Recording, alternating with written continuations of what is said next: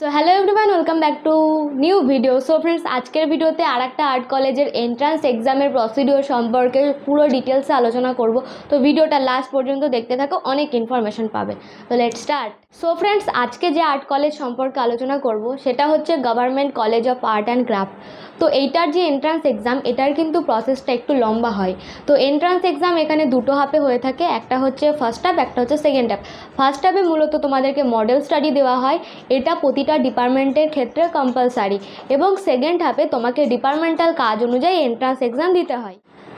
Model স্টাডির ক্ষেত্রে নতুন একটা বিষয় অ্যাড হয়েছে গত বছর থেকে, মানে যেই বছর থেকে আমি যেই বছর আমি আর কি এন্ট্রান্স দিয়েছি, সেই বছর থেকে যে নতুন রুলসটা এসেছে সেটা হচ্ছে, সাপোজ তোমাকে একটা মডেল বসিয়ে দেওয়া হবে এরকম ধরনের, এর সাথে মডেলটাকে তুমি কোন অ্যাঙ্গেল থেকে নেবে সেটা তোমার ব্যাপার। তার উপর ভিত্তি করে কলেজ তোমাকে বিভিন্ন ধরনের সাবজেক্ট বলে দেবে, সেটার ভিত্তিতে ছবি আঁকতে হবে। আমি তোমাদেরকে একটা উদাহরণ সাপেক্ষে বোঝাচ্ছি। আমাকে যেমন দেওয়া হয়েছিল, একজন মডেল বসে আছেন, তাকে বসিয়ে নিয়ে একটা গার্মেন্ট শপ। তো এরকম দিতে পারে যে কোনো একজন মডেল বসে আছে, তাকে নিয়ে রান্নাঘর, তাকে নিয়ে বাজার। তো এই ধরনের কিন্তু একটা কম্পোজিশন দেবে। আর কম্পোজিশনটা আমি আবারও বলে দিচ্ছি, এখানেও কিন্তু কম্পোজিশনটা টোটালি লাইন ড্রয়িংয়ের ওপর হবে, কোনো রকম কোনো শেডিং তোমরা দেবে না। আর লাইন ড্রয়িংয়ের ওপর ভিডিও নিয়ে আমি অলরেডি আলোচনা করেছি কীরকম টাইপের লাইন ড্রয়িং করবে, তো গিয়ে একবার চেক আউট করে নিও। তো এটা তো গেল তোমাদের ফার্স্ট হাফে মডেল স্টাডি। এই মডেল স্টাডিটা যেটা বললাম প্রতিটা ডিপার্টমেন্টের ক্ষেত্রে কম্পালসারি, তোমাদের সবাইকেই মডেল স্টাডিটা করতে হবে। তো এখনও যদি তোমরা মডেল স্টাডি করতে না পারো, একটু দেখে নাও, এখনও সময় রয়েছে। যদিও সময় নেই বলাটাই চলে, তবু বলছি এখনও সময় আছে, একটু প্র্যাকটিস করে নাও। আর এটার জন্য তোমাদেরকে 2 ঘন্টা সময় দেওয়া হবে, আরামসে প্রচুর টাইম পাবে, করে নেবে। আর লাইন ড্রয়িংয়ে করবে, কোনো রকম কালার বা কিছু ইউজ করার দরকার নেই, সেটা স্যাররাও বারবার বলে দেবেন। এবার যেটা আসছি সেটা হচ্ছে second half. Second half suppose আমি অ্যাপ্লায়েড আর্ট দিয়ে বলছি, তার কারণ আমি তো অ্যাপ্লায়েড আর্টে এক্সাম দিয়েছি, আমার সেটা সম্পর্কে নলেজ রয়েছে। তো অ্যাপ্লায়েড আর্টে আমাকে যেটা দেওয়া হয়েছিল, একটা গল্প দেওয়া হয়েছিল, তার ওপর কম্পোজিশন করতে বলা হয়েছিল। মাথায় রাখবে, কম্পোজিশন বলা হচ্ছে না ইলাস্ট্রেশন। ইলাস্ট্রেশন বললে ইলাস্ট্রেশনই করবে, কম্পোজিশন বললে কম্পোজিশনই করবে।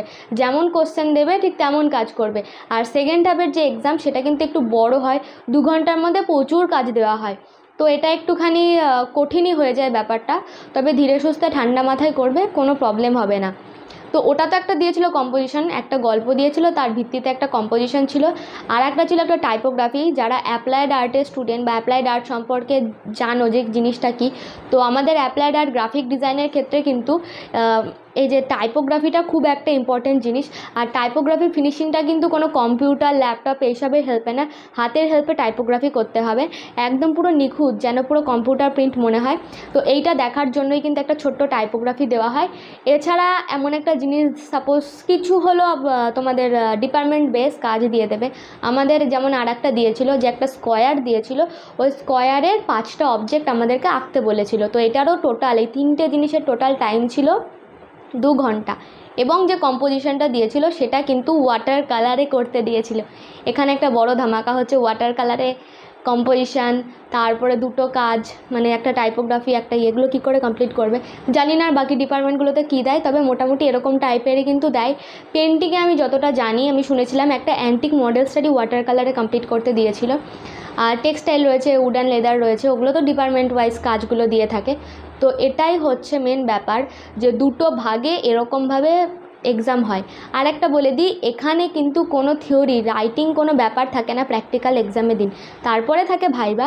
কিন্তু প্র্যাকটিক্যাল এক্সামটা টোটালটাই 2টো ভাগে এইভাবে হয়ে থাকে।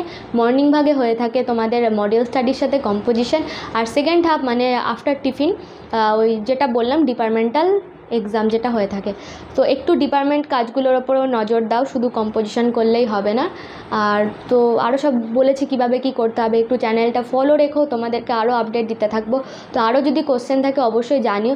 আর তোমাদের জন্য আরও কিছু জিনিস আমি ভেবে রেখেছি, সেগুলোও দেবো, পোর্টফোলিও, ভাইবা, সব কিছু নিয়ে। আর সামনে সোমবার থেকে রবীন্দ্রভারতী ইউনিভার্সিটিতে এন্ট্রান্স এক্সাম স্টার্ট হচ্ছে। তো সবাইকে অল দ্য বেস্ট, ভালো করে এক্সাম দিও। আর ভিডিওটা দেখার জন্য thank you so much for watching. দেখা হবে নতুন ভিডিওতে, বাই।